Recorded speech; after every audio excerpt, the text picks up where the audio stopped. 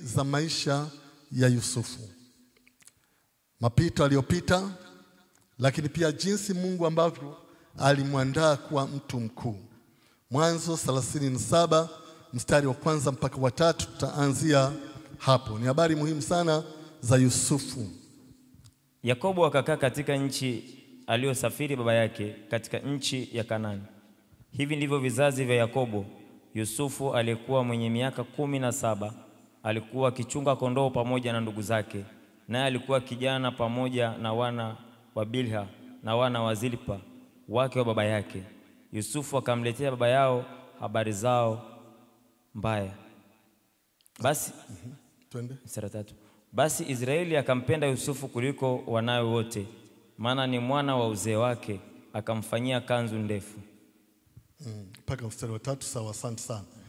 Okay, sawa. Sasa hizi ni habari za Yusufu, na Biblia inasema kwamba hapa ndipo habari ambapo zinaanza kutajwa za Yusufu, na zimetajwa huko nyuma kwamba alizaliwa na mambo mengine, lakini hapa kuna mwelekeo mpya kidogo, kwa sababu Yusufu alikaa katika nchi ya Kanaani, lakini pia vizazi vya Yakobo vinatajwa. Unaona, vinatajwa, na Yusufu hapa anaambiwa alikuwa na miaka 17, lakini unaweza kuona kwamba anatajwa pamoja na ndugu zake ambao walikuwa wana wa Bilha na wana wa Zilpa baba yake.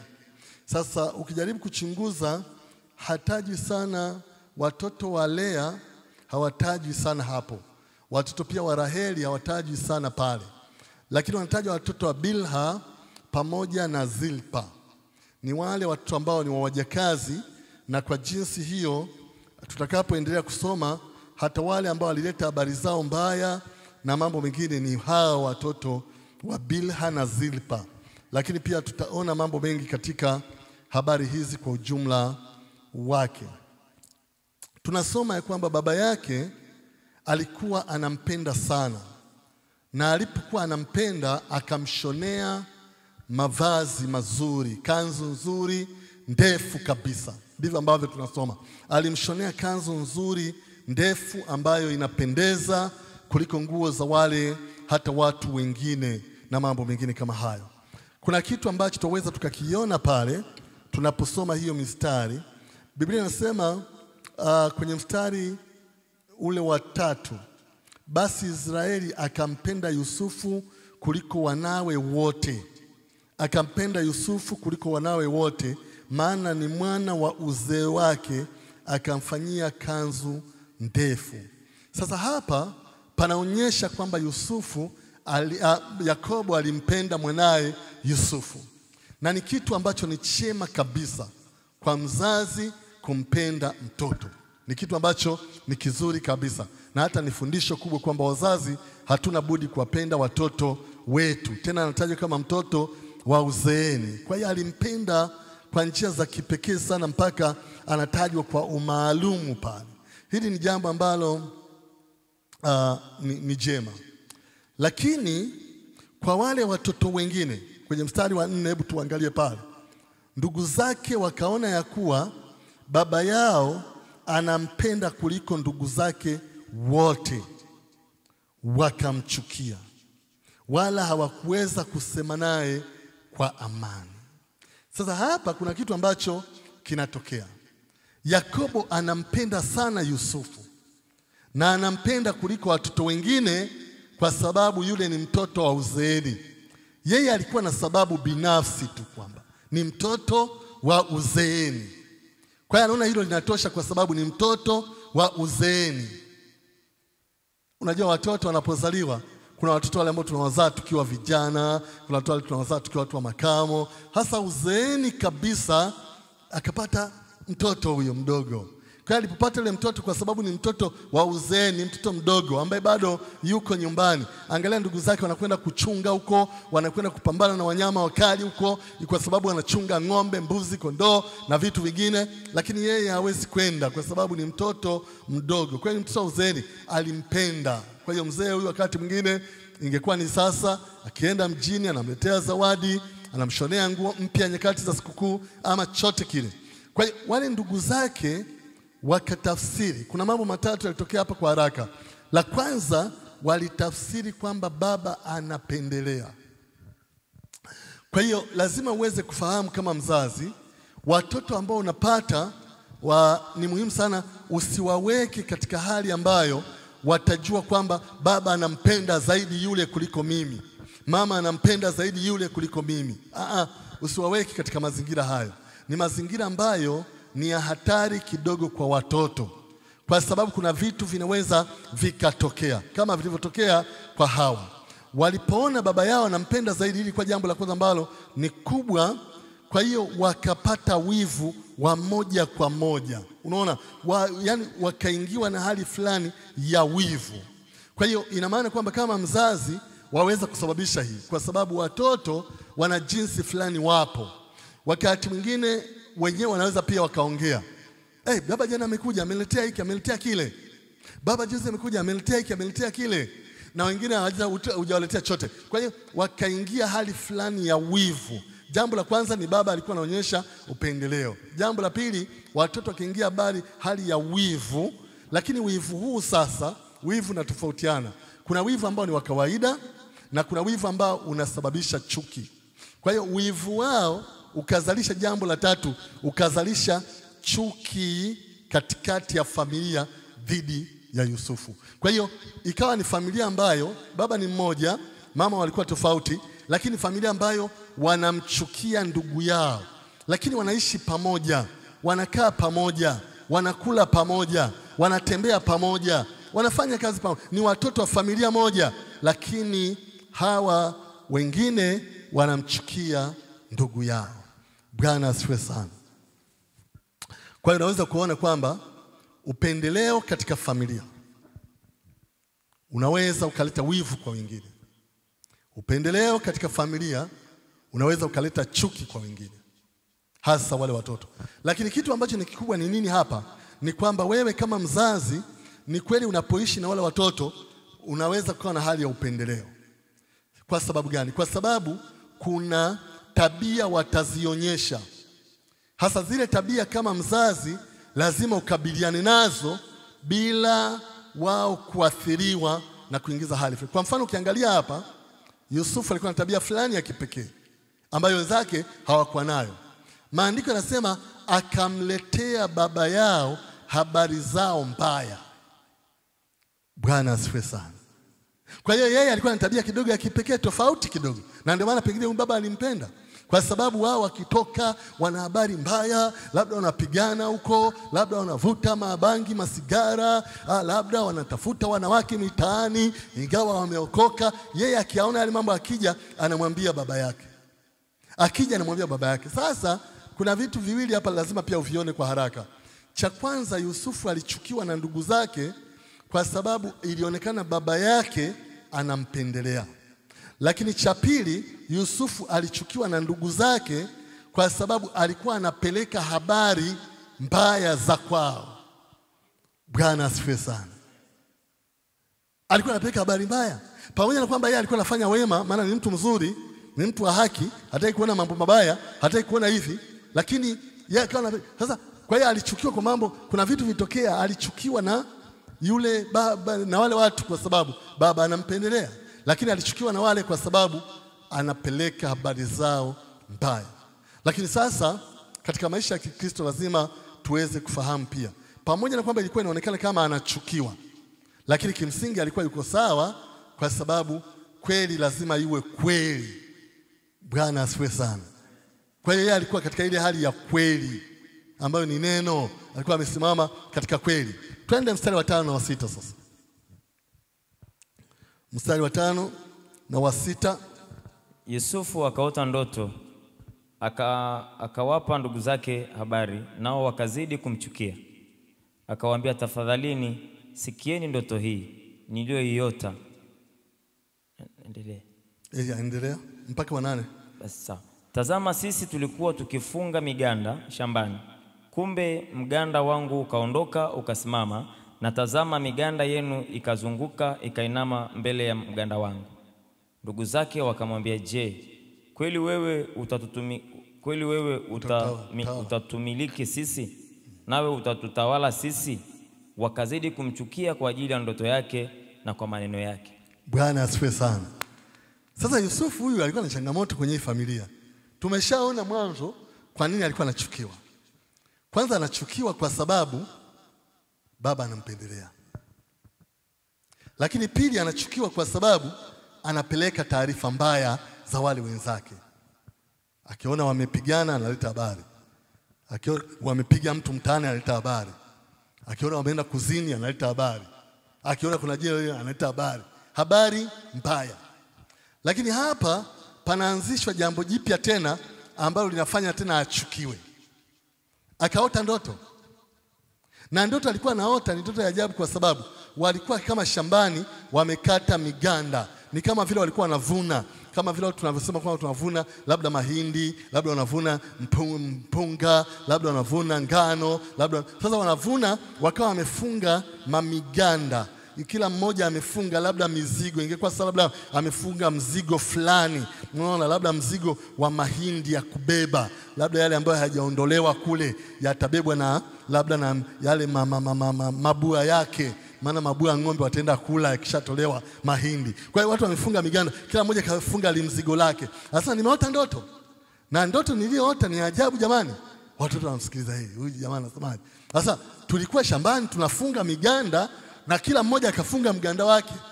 Lakini wakati tumefunga miganda, ghafla miganda yenu wote ikaanza kuinama namna hii mpaka chini. Wa kwangu peke yake ukawa umesimama. Unaona? Sasa yeye anapiga stori za kawaida, kama anaongea kawaida, anajaribu kueleza ndoto yake na mambo mengine. Lakini wakati anaeleza kwamba ile miganda yao ilikuwa imezunguka ikainama mbele ya mganda wake. Yaani ile miganda ya wenzake imezunguka na mganda wake ulikuwa ikainama mbele ya mganda wake. Wakati anaeleza hayo, wenzake moja kwa moja walitafsiri. Ni lazima uweze kufahamu. Hapa kuna mambo ya kiroho ambayo Yusufu ameanza kuona. Na kama Mkristo lazima ufahamu kwamba kwenye maisha ya Kikristo kuna vitu pia vya kiroho ambavyo unaweza ukaanza kuonyeshwa au hata vya kimwili, Mungu akaanza kusema na wewe. Lakini fundisho hapa ni nini? Jinsi gani unavipeleka, jinsi gani unaviwasilisha, jinsi gani unamshirikisha mwingine. Hicho ni kitu ambacho ni cha muhimu sana. Kwa hiyo Yusufu akaota zile ndoto. Inaonekana kwamba alikuwa pamoja na zile habari mbaya za nduguze na mambo mengine, lakini alikosa busara jinsi gani ya kupeleka. Kumbuka kule kwenye kupeleka habari mbaya, kilichoacha achukiwe, alikosa busara pia jinsi ambavyo ni ya kupeleka zile habari. Lakini hapa alikosa pia busara jinsi ambavyo ya kushirikisha ndoto zake na maono.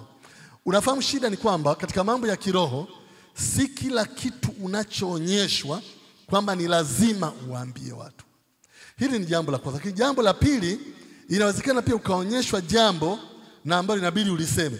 Lakini jinsi gani unalisema, jinsi gani unaliwasilisha, jinsi gani unalipeleka, hicho ni kitu ambacho ni muhimu na Yusufu alikosa. Inaonekana ukitazama kwa makini, yawezekana aliongea kwa kuringa. Kwa nini wamchukie? Kwani mtu akisimulia ndoto ndio kwamba inabidi achukiwe? Hapana. Ukisimulia ndoto si kwamba lazima uchukiwe. Lakini mpaka anachukiwa, kwa nini inaonekana inabidi achukiwe? Ni kwa sababu jinsi alivyoiwasilisha, pengine aliwasilisha katika hali ambayo ni ya kiburi fulani, ama ya kujionyesha fulani, ama ya kuringa fulani.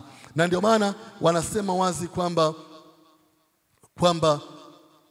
ile miganda ikainama mbele yangu. Anasema ndugu zake wakamwambia, je, kweli wewe utatumiliki sisi? Lakini lazima ujue kwamba haya maneno Yusufu yeye hakuyasema. Hakusema kwamba jamani, baada ya hiyo ndoto nilipoona na mambo mengine, nimegundua kwamba ninyi wote nitawamiliki na nimegundua kwamba ninyi wote nitawatawala. Yusufu hakusema.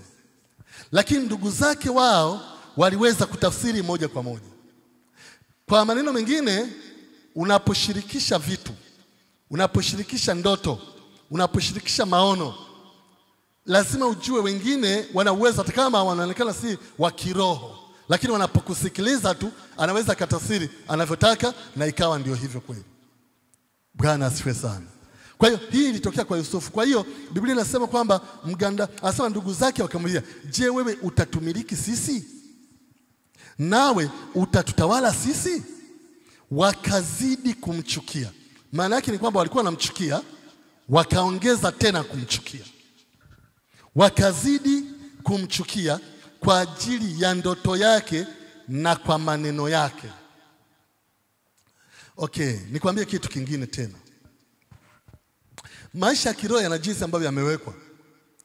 Wakati mwingine watu wanaweza wakakuchukia si kwa sababu umewafanyia jambo baya, lakini kwa sababu wewe unapata maono, kwa sababu wewe unaota ndoto, kwa sababu wewe unapenda kumtumikia Mungu, kwa sababu unapenda kuhudhuria kanisani kila wakati, kwa sababu wewe ni mwaminifu wa kutoa mafungu ya 10, kwa sababu wewe ni... Sasa hilo tu peke yake laweza kuleta chuki katikati yako na ndugu zako. Waweza kuambia na wewe kila siku kanisani, "Hey, jana ulienda kufanya nini?" Na jana nilienda kwenye kwaya. Leo ni mafundisho. Kesho ni ibada ya wanawake. Sana wewe kile ibada lazima uende. Naambia mimi lazima niende. Yaani hilo tu laweza kujenga chuki. Chuki zinapojengwa si lazima ziwe na sababu ya msingi kwamba wewe umefanya jambo baya. Hapana. Nimeshawahi kukutana na watu ambao unakuta mtu anasema, "Yaani mimi yule kaka au yule dada, yaani nikimtazama tu damu yangu na yake havipatani." Bwana asifiwe sana. Bwana Yesu asifiwe. Hasa amemfanyaje? Hajamfanya kitu. Lakini anasema, "Yaani hii kwa nini kila nikimuona, yaani damu yangu na yake havipatani." Sasa amekufanyaje? Hata hajamfanya chochote. Hamfahamu, hawafanyi kazi mahali pamoja, hawaishi majirani pamoja, hawasali kanisa moja, hamna chochote, lakini anamchukia tu. Kwa hiyo lazima ufahamu pia kuchukiwa katika maisha ya Kikristo ukiwa umesimama katika kweli si tatizo kubwa. Bwana asifiwe sana.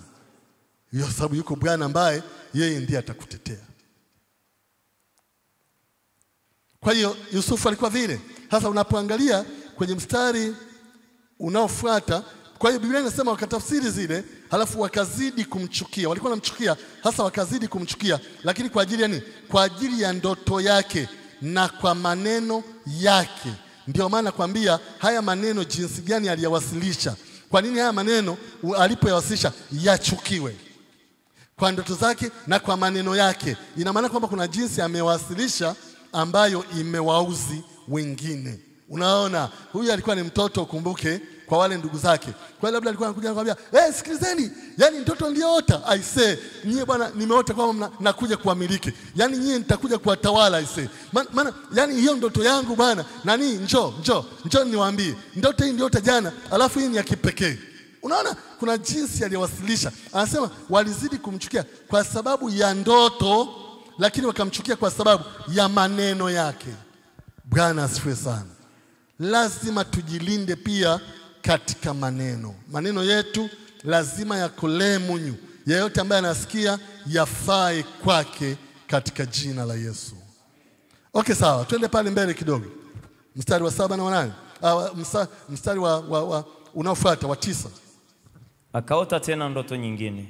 Akawaambia ndugu zake, akasema, "Angalieni, nimeota ndoto nyingine, na tazama, jua na mwezi na nyota 11 zikaniinamia."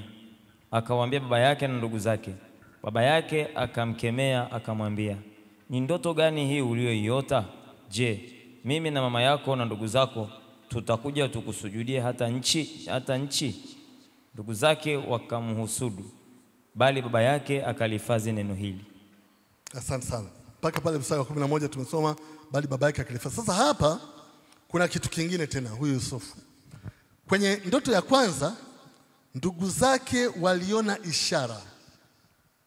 Wakaona dhamira yake ya Yusufu kuwatawala na Yusufu kuwamiliki.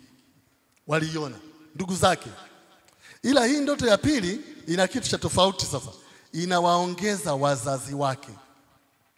Kwa sababu anasema nyota na mwezi na jua na mwezi na nyota.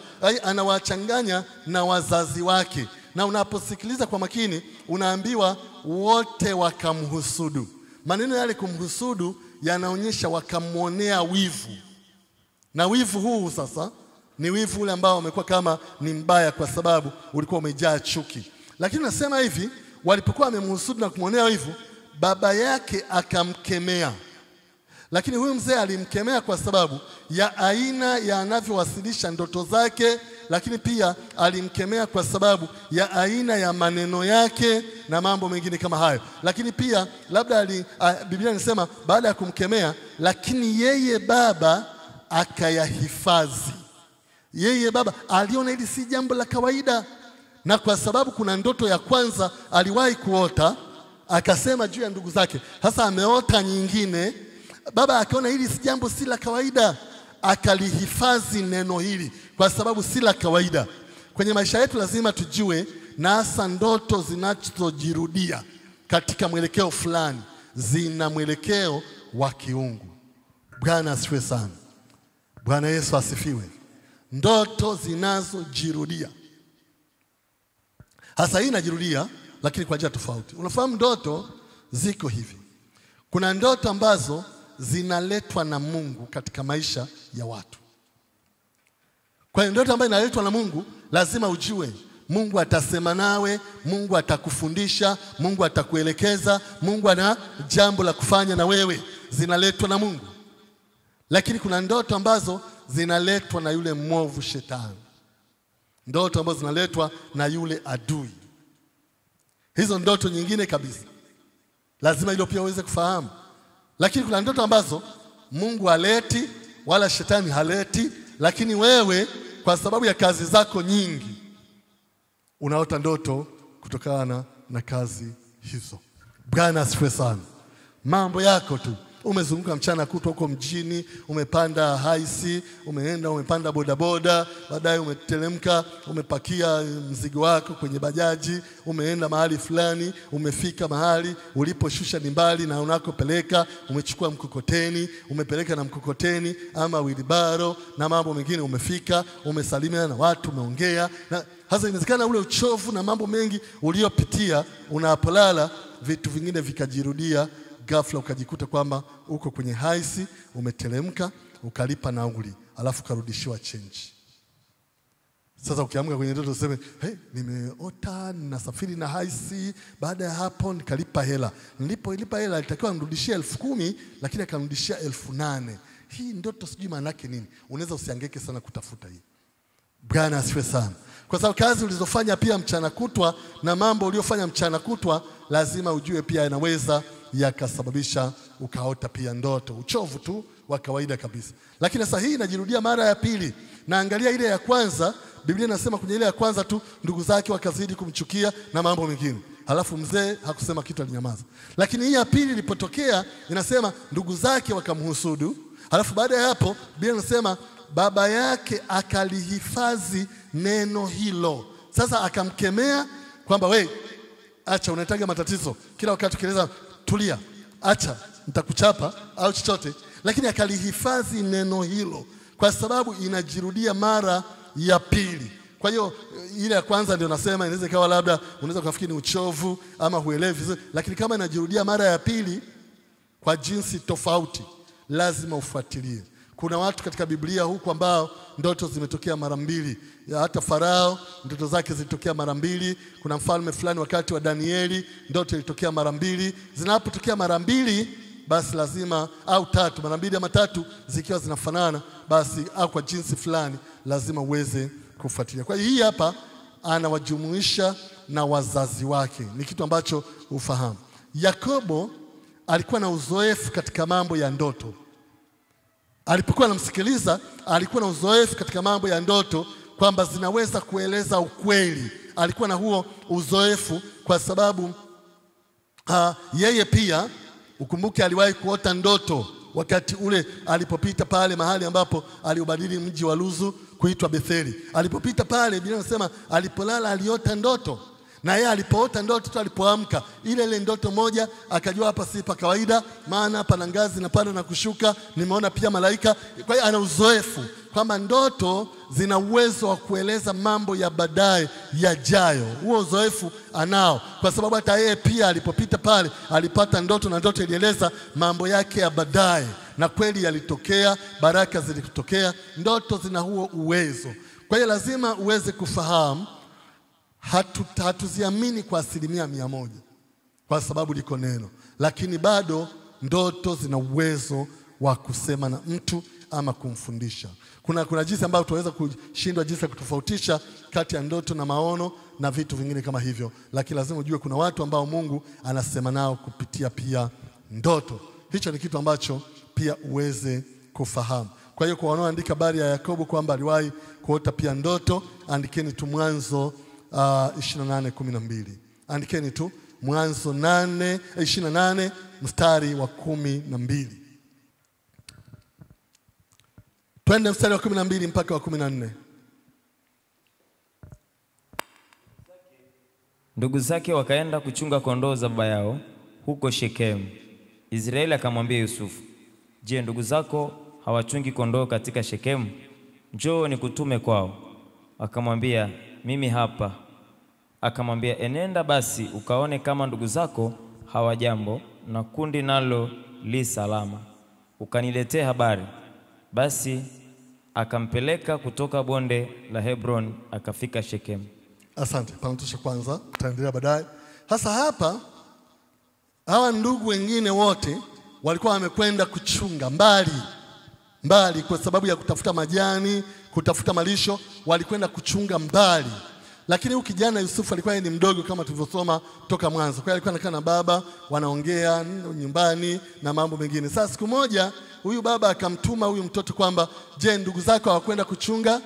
Sasa ndio wamekwenda. Sasa je, ni vizuri kwenda uwasalimie, uone wanaendeleaje? Je, hali zao zikoje? Je, wako salama? Na mifugo pia inaendeleaje? Ukawasalimia, uniletea habari. Kwa hiyo Yusufu akamwambia hakuna shida. Kwa hiyo akapokea huo mwito. Lakini sasa Yakobo ni kama hakujua kuwa huyu Yusufu alikuwa, wale ndugu zake wana chuki na yeye. Ni kama hakuwa anajua. Kwa sababu kama angekuwa anajua kwamba wale ndugu zake wana chuki na Yusufu, angejua asingemtuma. Angejua, maana kule ni porini, ni mbali. Ni mahali labda ukienda unatumia siku 2-3. Alafu ukifika utakaa siku 2-3. Alafu kirudi utatumia siku 2-3. Kwa hiyo labda wiki nzima itakatika akiwa huko. Sasa akiwa anajua wanamchukia, wampendi, wamekasirika, basi ingefanya asimtume. Lakini alimtuma kwa sababu hawa ndugu inaonekana kwamba ile chuki yao waliificha. Hili waliifanya kuwa siri. Yaani wakiwa nyumbani wanaonekana wako sawa, wanacheza pamoja, wanakula pamoja, ni watoto wa mzee Yakobo. Wanaonyesha kama wana chuki, lakini mioyoni waikaa wenyewe wanasema huyu jamaa anajifanya mjanja sana. Huyu anajifanya kimbelembele sana kwa baba. Huyu anajifanya sana huyu.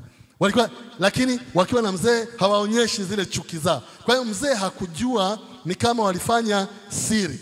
Lakini pia hili jambo linatufundisha wazazi.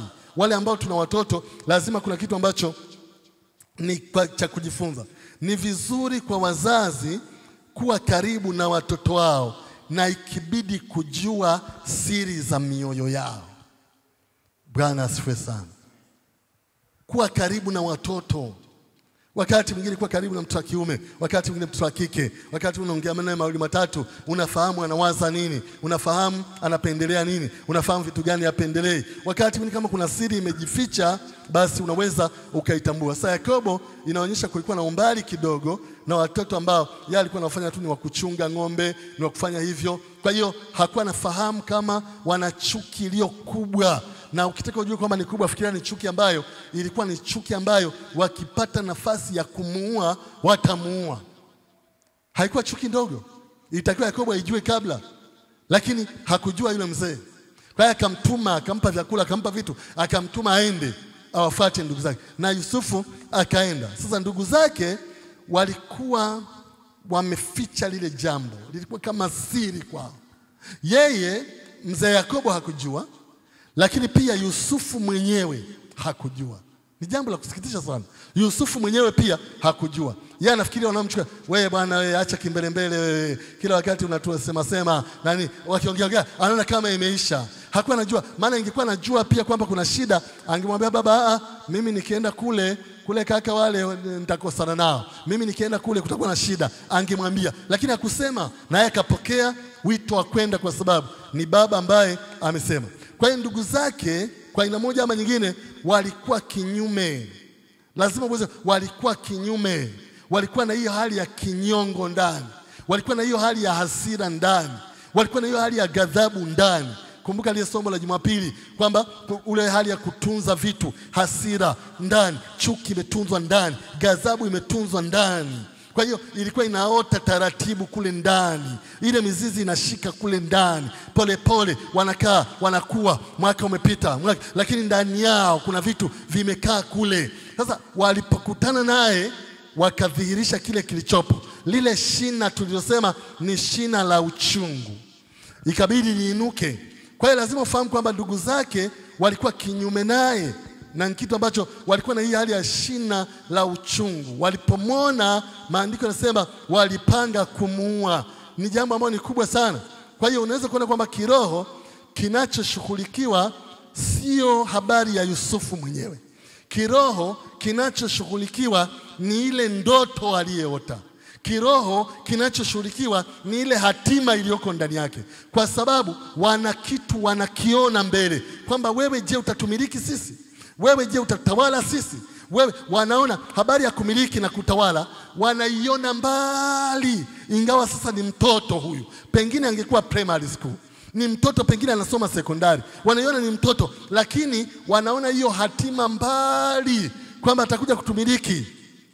Wanaona mbali kwamba atakuja kutawala. Kwa hiyo kwa sababu hiyo, wakati haya mengine yanashughulikiwa, kilichokuwa kinashughulikiwa ni ile hatima. Lazima ufahamu hata shetani anapopambana katika maisha ya watu kutaka kuangamiza. Kwa nini anataka kuangamiza? Kwa nini anataka kuua? Kuna kitu ambacho anakiona cha mbali kwa habari yako. Kuna kitu ambacho anakiona ni chema kwa ajili yako. Hiyo ndio kitu ambacho kilikuwa kinashughulikiwa. Bwana asifiwe sana. Mstari wa 21 na wa 22. Twende pale. Mstari wa 21 sasa na wa 22. Reubeni akasikia, akamwokoa katika mikono yao. Ngoja tume 15. Tulisha 15. Okay, tuanze hapo 15. Twende. Mtu mmoja akamkuta naye alikuwa anazunguka katika nyika. Yule mtu akamuuliza akisema, unatafuta nini? Akasema, natafuta ndugu zangu, tafadhali uniambie mahali wanakochunga. Yule mtu akasema, wametoka hapa, maana niliwasikia wakisema, twendeni Dothani. Basi Yusufu akawafuata ndugu zake, akawakuta huko Dothani. Wakamwona toka mbali, na kabla hawajawakaribia wakafanya shauri juu yake ili wamuue. Wakasemezana wao kwa wao, tazama, yule bwana wa ndoto anakuja. Haya, na twende tukamuue na kumtupa katika birika mojawapo, nasi tutasema mnyama mkali amemla, kisha tutaona zitakuwaje ndoto zake. Bwana asifiwe sana. Sasa alipokwenda kule, kwa sababu hajaenda kuchunga huko, wajua kwa wapi, anachofahamu wako mahali fulani tu. Wamekwenda Arusha, wamekwenda Morogoro, wamekwenda Himo, wamekwenda Marangu, anajua tu hilo, lakini kwamba ni eneo gani hajui. Kwa hiyo alipokwenda sasa, baadaye akawa anatafuta ni wapi wamekwenda. Baadaye akamuona mtu mmoja. Alipomwona mtu mmoja akamwambia, bwana, kuna watu ni wachungaji, wako na ng'ombe na mbuzi na kondoo, ni kundi kubwa kidogo wanalo. Umeshaona watu namna hiyo hapa? Na akamwambia, kuna watu walipita hapa na ng'ombe na mbuzi, walienda sehemu inaitwa Dothani. Sasa asante sana bwana, kushukuru. Kama kawaida tunavyouliza na sisi tunapokosea njia ama tunapopotea ama tunapohitaji kujua mahali fulani. Kwa hiyo akaelekezwa mahali pa kwenda na yeye akaenda. Hasa alipokwenda, Biblia inasema walimuona akiwa mbali. Ngoja uyaone hayo maandiko jinsi yalivyo tena. Kwa hiyo anasema kwamba yule kwenye mstari wa 18 tena Elisha, wakamwona toka mbali. Hebu tuseme wote, wakamwona toka mbali. Wakamwona toka mbali. Rudia tena, wakamwona toka mbali. Wakamwona toka mbali. Mara ya mwisho, wakamwona toka mbali. Wakamwona toka mbali. Na kabla hawajawakaribia wakafanya shauri juu yake ili wamuue. Asante sana.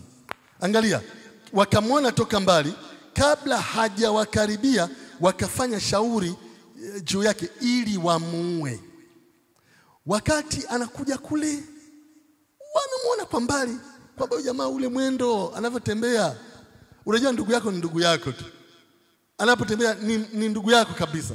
Baba yenu ni mmoja, mmezaliwa pamoja. Kwa hiyo anapokuja unasema ule mwendo mbona sio kama Yusufu? Sio kama Yusufu. Sasa yule ni Yusufu. Labda alikuwa anachichemea kidogo. Namna hii. Mbona anatembea? Yule ni Yusufu tu. Labda alikuwa na jinsi fulani anatembea haraka haraka. Wakajua yule ni Yusufu tu. Walipoona tu sasa wakati anakuja kule, Biblia inasema walipomwona toka mbali, wakafanya shauri, bwana jamaa anakuja. Sasa sikile, sija amefuata nini? Kwanza yeye anatakiwa kae na baba kule. Sasa mnaonaje? Wakati unaongea pale, mmoja anasema sasa tutammaliza. Inabidi tumuue. Au unasemaje? Nani si uko tayari? Akija hapa hamna kucheka. Hamna kucheka na mtu hapa. Tunammaliza, sawa? Wakapanda, walimwona toka mbali. Kama jinsi ambavyo shetani na mapepo yanatuona toka mbali, kwamba huyu atakuwa mhubiri wa injili, kwamba huyu atakuwa waziri mkuu, kwamba huyu atakuwa makamu wa rais. Toka mbali kabisa wanaona, halafu wanapanga kumua, wanapanga kuua hicho ambacho kiko ndani yake, wanapanga kuua hiyo karama ama hicho kipawa, wanapanga kumua, wakapanga kumua. Ndivyo maandiko ambavyo yanasema. Yani ni jambo ambalo ni baya la hatari. Kwa nini? Kwa sababu wewe unaishi maisha yako, unatembea, unafanya kazi zako, lakini kuna kundi la watu linapanga kukuua. Bwana asifiwe sana. Ilikuwa ni ajabu sana. Wakapanga kumuua bwana.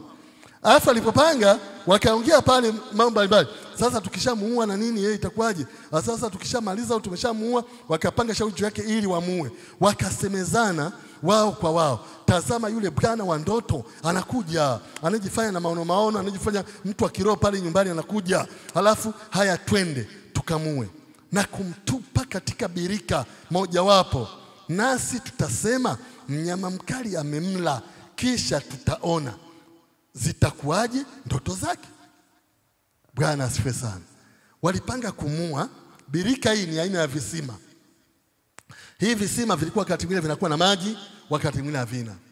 Sasa asema tukishamuua, kwa sababu vile visima vipo huko maporini, viko kwenye vijiji mbalimbali, visima vipo wanakopita, vingine vya kunyweshea ng'ombe maji, vingine vya kunywa watu, vingine vipo. Sasa tukishamuua cha kufanya, tamtupa kwenye kisima kimojawapo. Maana tumeshamuua, tamtupa kwenye kisima atoki, ataozea huko.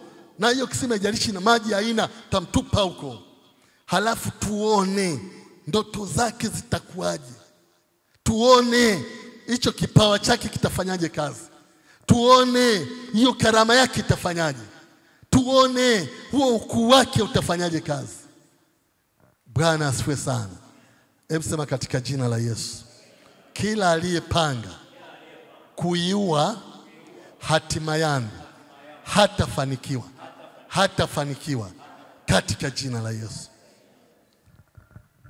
Kwa Yusufu akaenda. Sasa alipokwenda kuna kitu ambacho kilitokea. Wakati amefika pale kwenye mstari wa 21 na wa 22 sasa.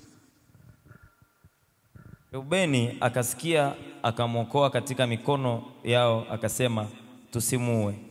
Reubeni akamwambia, msimwage damu, mtupeni katika birika iliyopo nyikani, wala msimguse ili apate kumwokoa katika mikono yao. Akamrudishe kwa baba yake. Bwana asifiwe sana. Sasa Reubeni ni mtoto mkubwa wa mzee Yakobo. Inachoonekana hapa, wakiwa wanapanga mambo yao, Reubeni hakupanga pamoja nao.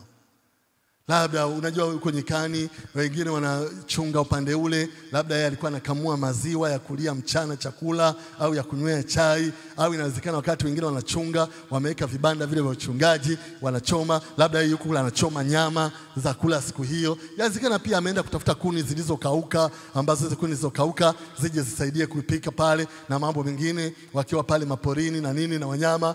Hasa aliporudi hakuepo, wakiwa wanaongea yale mambo, tutamua tu. Alipokuja akasikia tutasema jamaa anakuja au nini? Brother, kuna kitu tumepanga hapa. Mmepanga nini? Sasa unamwona jamaa anakuja kule.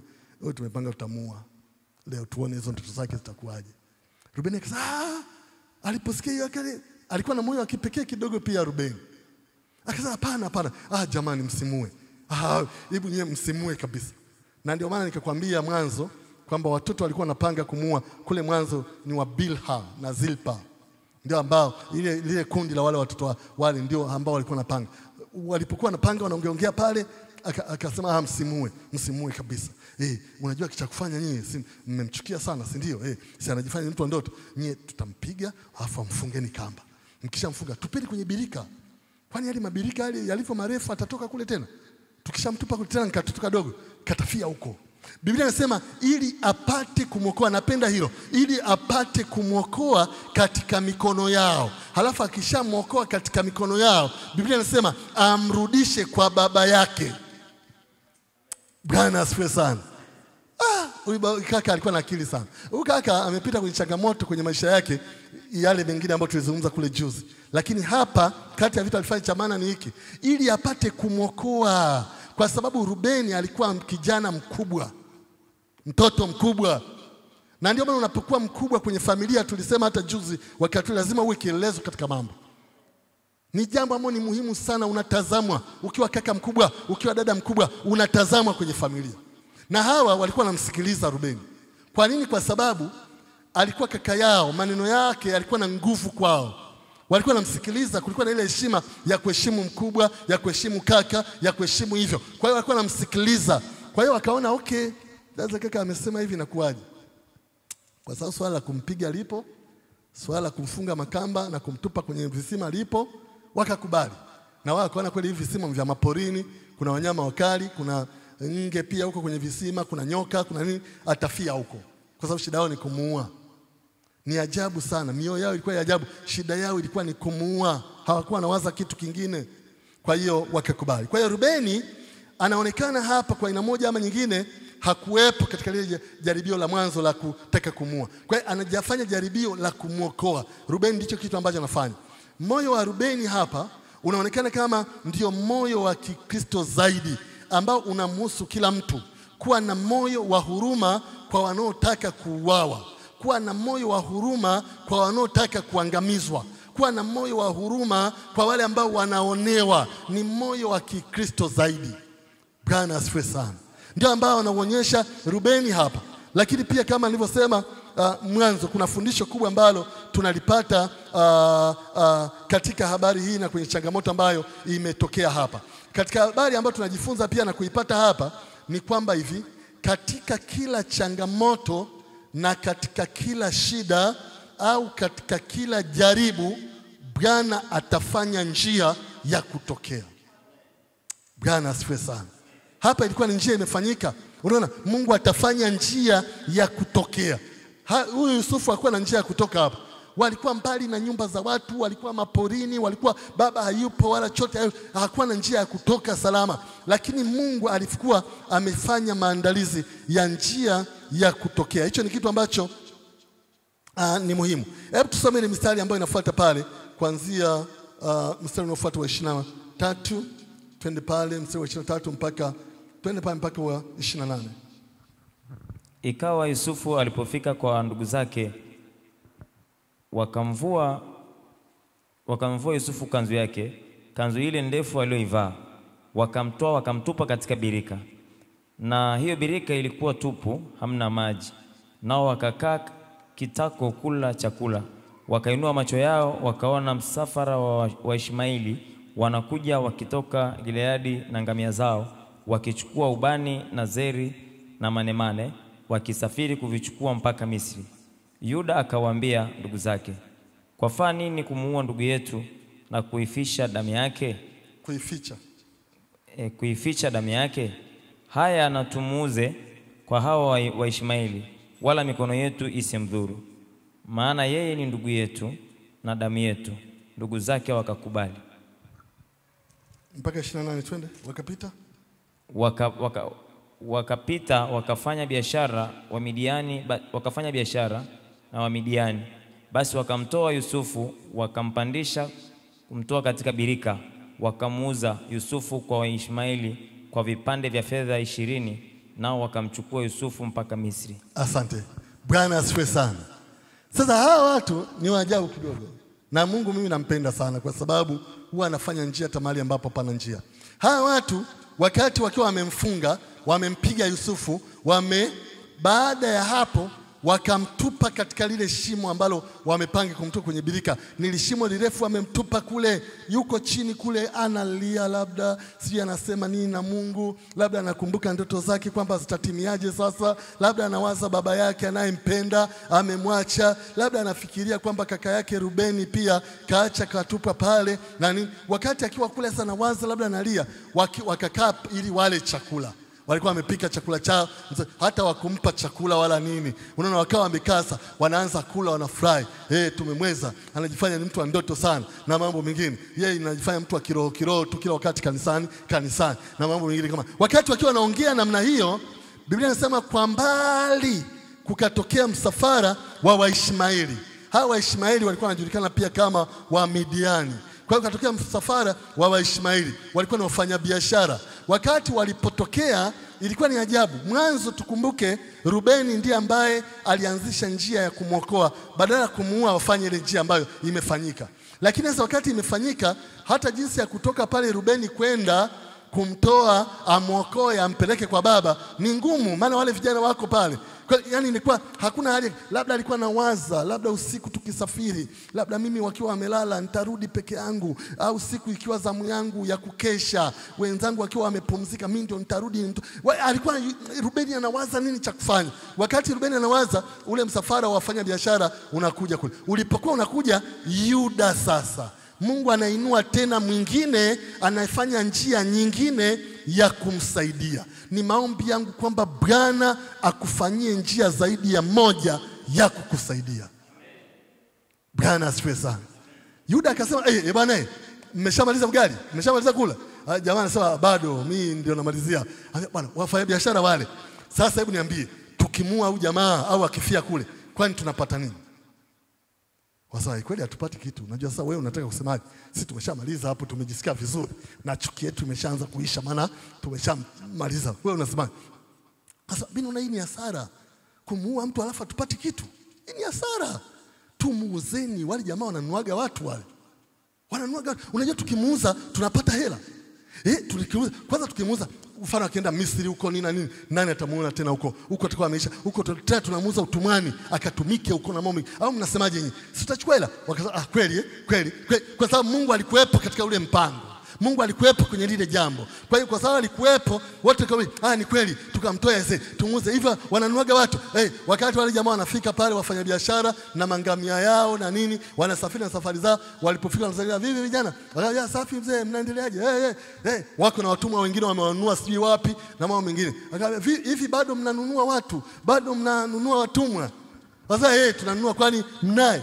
Wakaenda kule kwenye shimo, wawili au watatu, wakampandisha wenyewe, wakamtoa. Na mimi napenda hii kwa sababu waliomtupa kwenye shimo ndio waliomtoa kwa jina la Yesu. Wale waliotaka angamie ndio hao walitumika kumtoa tena. Na hiyo imefanyika kwa wengi katika maandiko. Na unajua akiwa pale, sija amefungwa, sija amefunguliwa, na unajua ni katoto akaweze kukimbia sana, kametulia kamekaa, anasikia watu wanapatana bei. Kwamba hebu tuambieni, mnakaona kama kijana mtatupa shilingi ngapi? Wale wafanyabiashara wanakashika kidogo mabega namna hii, wanakageuza. Wasema huyu sisi tuwape shilingi 12 ama 13. Sasa hapana bwana, tuko wengi mnatuona hapa. Hizo tutagawanaje bwana? Hii tutawapa shilingi ngapi? Hii kijana ana nguvu kweli ya kufanya kazi huyu.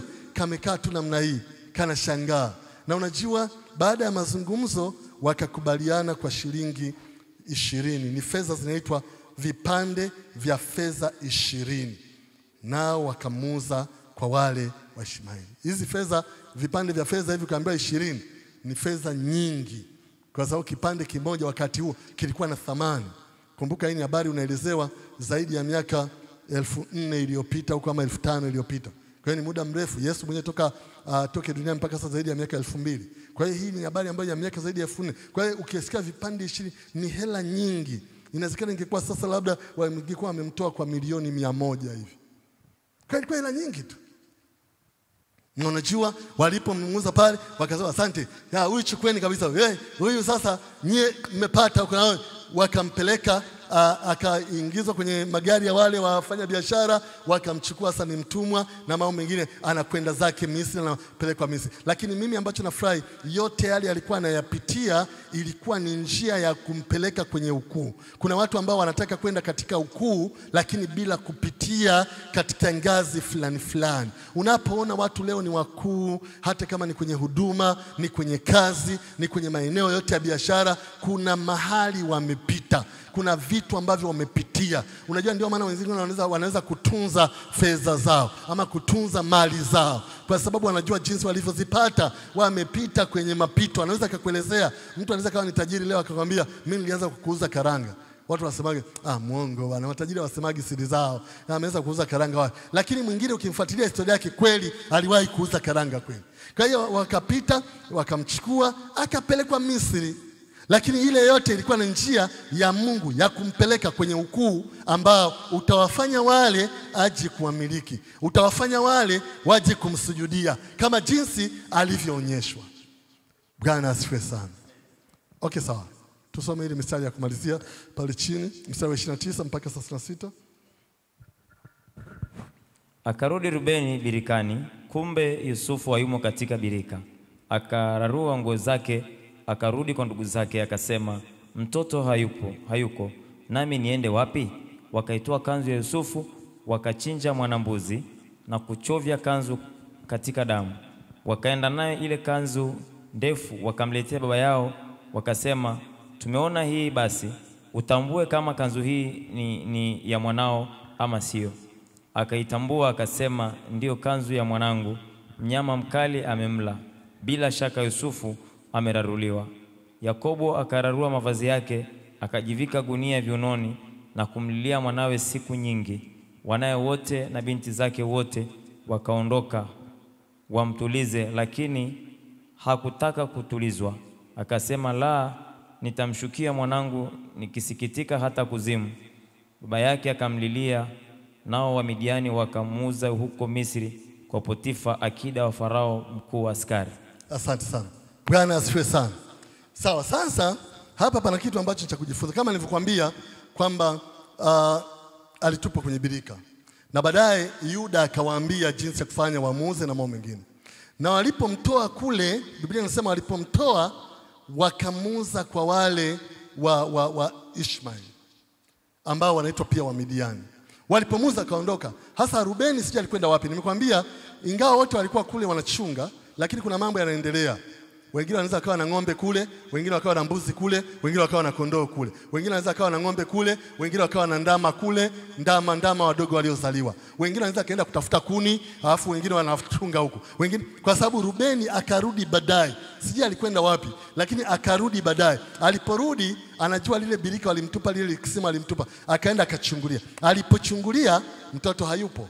Alipoona mtoto hayupo, akafadhaika, akapanika, akamwambia, hey, mtoto yuko wapi? Na sasa wakati anauliza ni mambo mengine, wao wanajua wameshamuuza na wameshapata fedha, watamweleza hiyo baadaye.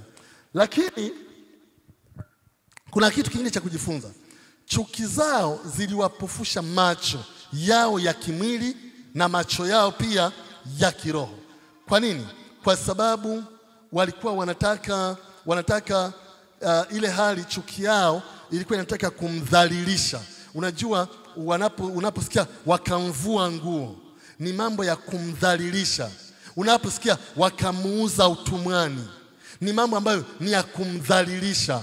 Kwa hiyo sasa ni ile chuki ilikuwa inataka kama wamdhalilishe hivi. Hilo ni jambo la kwanza ambalo ni muhimu.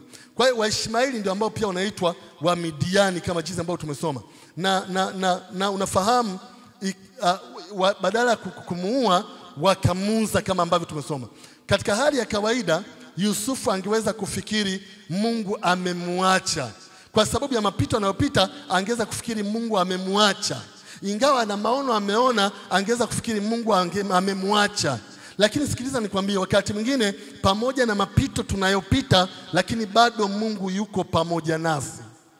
haimaanishi kwamba ukipita kwenye changamoto au kwenye matatizo, umekosa chakula siku moja, umekosa hiki au umekosa mavazi au umeibiwa kwenye nyumba yako au kuna kitu kimetokea, basi kwamba Mungu amekuacha.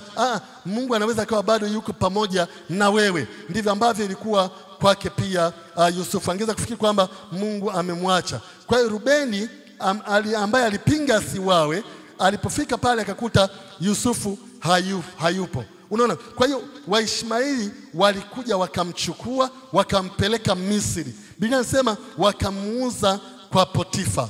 Kule walimuuza kwa Potifa ili awe mtumwa. Kwa hiyo kilio cha Rubeni, ukisikiliza hapa Rubeni kama alilia. Kilio cha Rubeni kinaonyesha wazi jinsi gani alivyomjali Yusufu. Hii ni kitu ambacho cha muhimu. Ingawa kundi ni kundi la wanaomchukia, lakini katikati yao kulikuwa na watu ambao wanamjali, kulikuwa na watu ambao wanampenda. Na ndio maana Rubeni pamoja na Yuda wanatajwa kwa jinsi hii ambayo ni tofauti na wengine. Na hivi iko hiyo mahali popote pale. Hata kama watu wengi wataonyesha wanakuchukia, bado ukweli ni kwamba kuna watu ambao watakupenda. Bwana asifiwe sana. Haijalishi kama wengine wanakuchukia ama chochote. Hapana, bado kuna watu ambao watakupenda. Hicho ni kitu ambacho ni cha muhimu. Kwa hiyo sasa tunapo maliza katika jioni ya leo, lazima uweze kuona pia kwamba Yusufu aliuzwa kule. Na alipouzwa kule, katika hali ya kawaida alifikiri labda Mungu amemwacha. Kuna wakati Elia pia alipita katika hiyo changamoto. Kwa wanaoandika tu Wafalme wa kwanza 19 mstari wa 10 na wa 14. Wafalme wa kwanza 19 mstari wa 10 na wa 14. Kuna wakati ambapo katika utoaji wake wa unabii na mambo mengine alifikiri kwamba manabii wote wameuawa, manabii wote wameondoka, labda amebaki peke yake. Lakini Mungu alimwambia hapana, kuna watu bado nimejisazia na mambo mengine. Sasa lazima uweze kuweza dhambi moja huwa inazaa dhambi nyingine. Kwa hiyo unapofanya dhambi moja, uwe mwangalifu kwa sababu inaweza ikazaa dhambi nyingine. Hawa watu walikuwa na kusudi la kumuua kama dhambi moja ambayo walitaka kufanya. Lakini angalia ikazaa kitu kingine ambacho ni cha kumuuza. Lakini kama hiyo haitoshi, sasa inazaa dhambi nyingine ya kudanganya, kuwa wadanganyifu. Angalia, walichukua nguo ile ya Yusufu. Yawezekana ni ile kanzu ambayo walimvua. Kumbuka walimvua kanzu. Kwa hiyo yawezekana ni kanzu ambayo walimvua, labda alikwenda tu huko na bukta, alikwenda tu labda na nguo ya ndani, labda alivalishwa tu nguo za kitumwa au chochote. Kwa ile kanzu walioivua, Biblia inasema wakaichukua, wakachinja mnyama, wakachinja mbuzi. Walipochinja mbuzi wakamaliza, ile damu ya mbuzi wakaikusanya. Walipokusanya, wakaichovya ile kanzu kwenye ile damu. Halafu wakatoa. Wanaanzisha dhambi nyingine. Wakarudi mpaka nyumbani. Waliporudi mpaka nyumbani, wote wameinamisha vichwa, wote wana masikitiko. Wanasema, baba yuko wapi? Mzee yuko wapi? Wakasema, niko huko. Akamwambia, mzee njoo, tunataka kuongea na wewe kidogo. Mzee akaja, anawaangalia vijana wake walioenda machungani, wamerudi ingawa Yusufu hajamuona, labda anajua tu yupo, kaenda sefla. Wakampa ile kanzu. Wakamwambia, hebu itazame hii kanzu, uitambue. Nani mzee kitazama ile kanzu, akajigundua kwamba ni ile ya Yusufu, kwa sababu yeye ndiye alimnunulia. Anajua wingi wa vifungo vyake, anajua urefu wake, anajua kama ilikuwa na tundu mahali fulani, anajua kwamba ile kanzu ilikuwa namna gani. Akaitambua ni ya Yusufu. Na unajua kuanzia pale akasema, mwanangu Yusufu atakuwa ameraruliwa na wanyama. Akaanza yule baba kulia, akalia. Alafu wale watoto sasa wanatazamana, wanajua kabisa mzee huyo acha alia hapo, lakini tumemweza nini anajifanya anampenda. Analia mzee wa watu. Wanaondoka watu wengine wanamtuliza mzee. Basi ndio mambo ya dunia. Basi ndio mambo ya hata hamna. Akalia, wakamtuliza, akukubali, akamlilia Yusufu na akasema kwa habari za Yusufu na kifo chake, nitakwenda mpaka kaburini nikiwa namuombolezea. Bwana asifiwe sana. Bwana asifiwe sana. Ilikuwa ni habari za kipekee. Kwa dhambi moja ya kutaka kuua ilizaa dhambi nyingine ya kutaka kudanganya. Walimdanganya huyu mzee kabisa. Ni ajabu sana. Na walimdanganya kwa miaka mingi. Maana mpaka waje wakutane na Yusufu tena, walikutana Yusufu akiwa ni waziri mkuu. Hapa alikuwa na miaka 17 tu. Walikutana naye akiwa na miaka zaidi ya 30 na kitu. Kwa hiyo ni miaka zaidi ya 10 na kitu. Miaka zaidi ya 15, 20. waliishi katika hali, mzee akijua mtoto amekufa. Jaribu kufikiri. Kila akikaa hivi anasema Yusufu mwanangu. Kila akikaa hivi akiangalia viatu vyake. Kila akikaa akikumbuka Yusufu mwanangu.